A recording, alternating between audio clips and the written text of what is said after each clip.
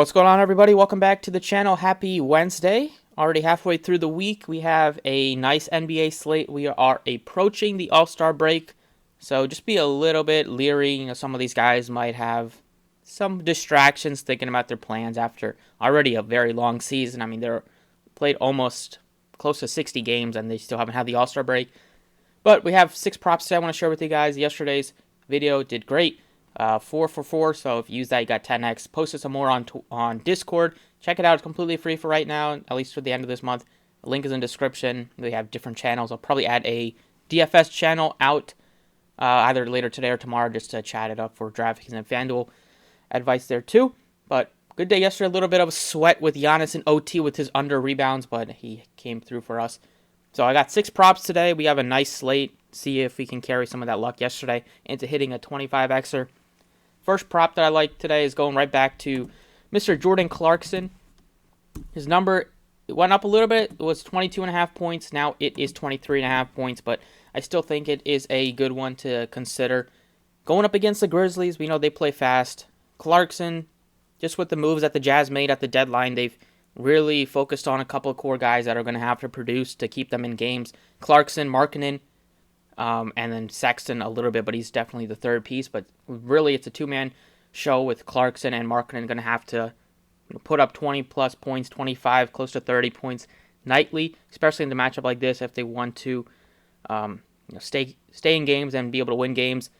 And we've also just seen Clarkson's minutes go up. He played 34 and 39 the last couple of games, whereas when they were fully healthy with Conley there and Beasley and before all the trades and Vanderbilt, could see him play in the mid to high 20s, sometimes in the low 30s, but now mid 30s to upper 30s for a guy that loves to shoot and score, and the matchup will allow it to score some points today.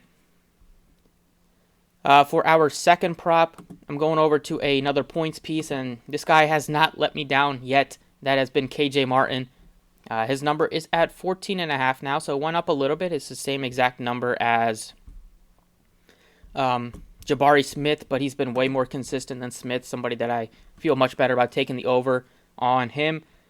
He's just playing big minutes now that without Kevin Porter and without Gordon, who they traded away, there's lots of shots to be had, and Sengun has been struggling a little bit with his scoring, so it's led to other guys being able to step up and get more opportunities.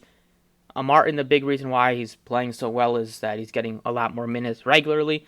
Early on in the season, you were seeing him come off the bench, play teens to low 20s. Now he's been in the mid-30s, over 30 minutes played in like 7 straight games, and then a couple blowouts probably limited his minutes back in the end of January, and that was probably when they still had Gordon there.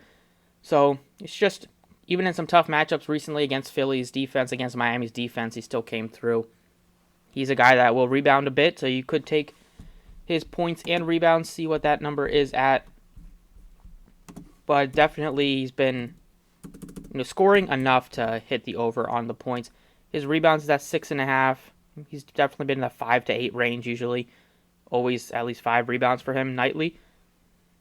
So it looks fine. I mean, you would need 7 rebounds, so you could do it, but I think I'm fine just taking the points. Or if they add the fantasy score, I could do that because he's a guy that can give you some defensive stats. So that is the second prop. I mean, this game is also going to be one of the best ones to target today. We saw what the Thunder did last time they faced off against the Rockets, putting up over 150. And big piece of that was SGA. And I think you can take his points today. You can take his fantasy one that gets posted or his PRA. But I like that over 32.5 points. Matchup is just too good. He's been great all season. Last game, just 24 points. He's had some lower scoring games recently, but this matchup at home against the Rockets, it's one of the best matchups you could ask for in the NBA.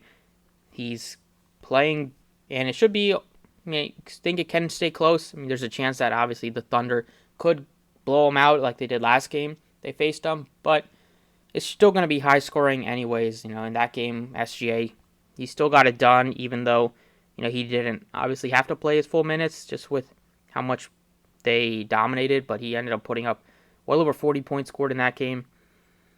He had 42 points in that game in just 30 minutes. So definitely could get it done. And if it does stay happen to be a close game, you're going to get 37 to 39 minutes out of SGA. So definitely the points, something that I like. For our fourth prop, I'm going to Spencer Dinwiddie. So it's been interesting to see how the rotation is shaken out for the Nets. Cam Thomas, after putting up those 40-point games, 3 straight, we've seen his minutes come way down with Bridges and Johnson's arrival and Dinwiddie's arrival. And then you've seen Ben Simmons barely play. He played 13 minutes last game. He played like 16 the game before that. The coach, Vaughn, is not happy with him. He's just said it's impossible to play him just because he takes up the spot of a big man. And then if you play him next to a playmaker, he's just not going to, he just doesn't, defenses don't have to worry about him shooting. So let's focus on stopping the playmaker.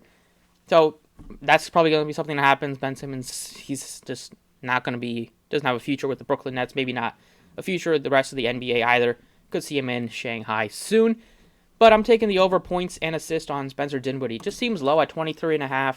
It's a spot where the matchup's not the easiest against Miami, but he could get it done just with the scoring alone.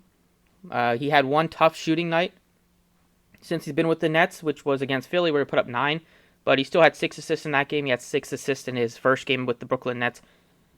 And he's just been pretty reliable with the scoring. Besides that Philly game, he scored 28, 25, 25, 21 points in his last 4 games. And then before getting traded, he had a couple 30-point games against Utah and Phoenix for the Dallas Mavs. And he's come into Brooklyn playing really well. And, he's comfortable with the organization. I mean, he was with them for, before he got traded. It's his second stint with the Nets.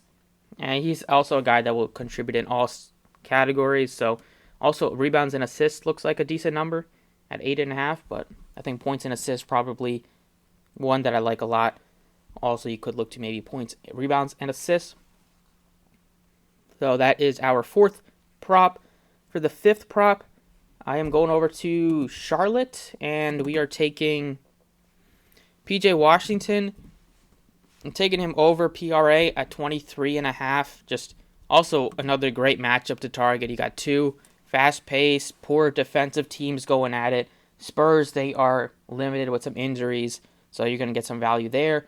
And then on Charlotte, they're dealing with just some lack of depth with trading away Plumlee and just with some injuries still to Kelly Oubre. It's just a core group. I mean, they don't have much of a bench besides Dennis Smith, and he's hit or miss a lot of the time.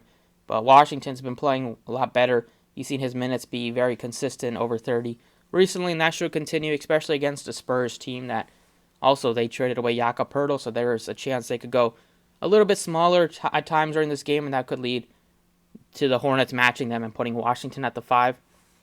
So just seems like a pretty low number for a guy that has been shooting better, and he will contribute with some rebounds and can give you a couple assists as well.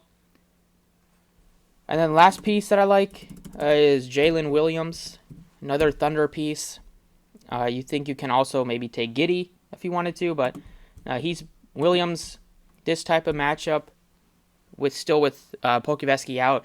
Lou Dort is back, but he's also like a kind of a guy that will be a little bit volatile. Sometimes it can give you a very low scoring game like he did last time against Houston, where he just had 15 PRA, but then a couple times recently he's done really well against Lakers and Pelicans, hoping that he can kind of ride some of that hot streak. Still is a good matchup. I mean, even though he struggled against them last game, and last time we played him, it's still a spot where I'll go right back to him just because the minutes are there. He's a guy that will give you rebounds, can shoot and score, especially if they're going to be looking to try to slow down, like SGA and Gideon. You could leave to Williams being a little bit more wide open. And just seems that he's kind of been around this number most of the games recently, and it's not really bumped too much for the matchup that it is. So I like stacking up this game a little bit. Definitely the best one to look to. Another one that I like a lot is the Spurs game to stack up, and then when they post the rest of the board, or when we get some more injury news, you have some other good ones to look to. But I think you could also look to Jalen Green on the other side of this game. He's also been kind of up and down. But those are 6 props I like today.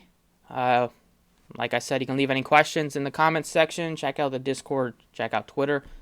Clarkson over points. KJ Martin over points. SGA over points. Dinwiddie over points and assist. PJ Washington and Jalen Williams over pretty low points, rebounds, and assists. So, best of luck tonight. Thanks for watching, and I'll catch you all next time.